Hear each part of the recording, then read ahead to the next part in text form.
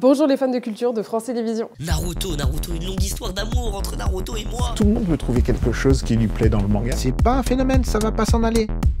Ça fait 40 ans, c'est fini.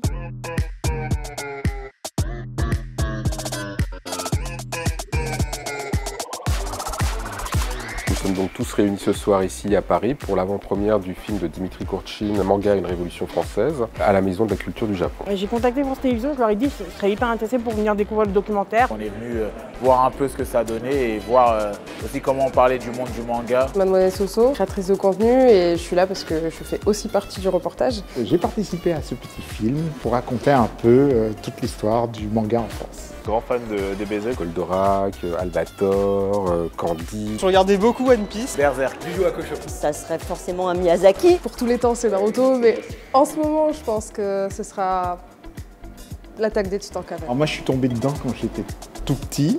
J'ai toujours été dans ce milieu-là depuis que je suis tout jeune. Le manga, ça représente une grosse partie de ma vie et aujourd'hui, c'est mon travail. Je trouve ça extraordinaire, le chemin accompli et surtout le fait que ça soit assez rentré dans les mœurs et dans les coutumes pour que France Télévisions se dise que ça vaut le coup.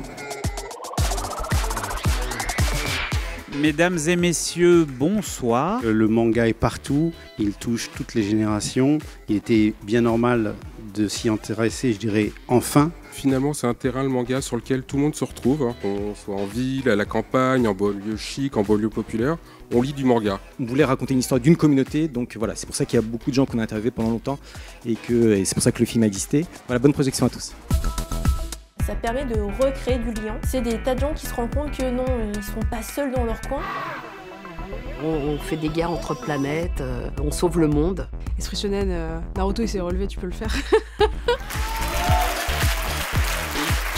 Très peu d'occasions de rencontrer le public, les gens qui le voient et de sentir comment ils le perçoivent le film. Ça fait très chaud au cœur. Merci beaucoup. On est toujours un peu inquiet, est-ce que ça va marcher? J'ai eu la chance, j'étais à côté d'un garçon qui était très enthousiaste. Donc lui il était à fond, mais je sais pas, j'espère que le public de France 5 va aimer. En voyant vraiment le documentaire, j'ai appris plein de choses. En vrai, je trouve que ça retrace bien l'avenue du manga en France.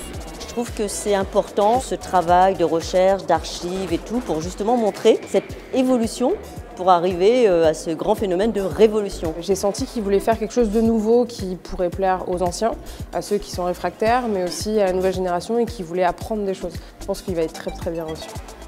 Merci France Télévisions. Merci France Télévisions. Merci France Télévisions.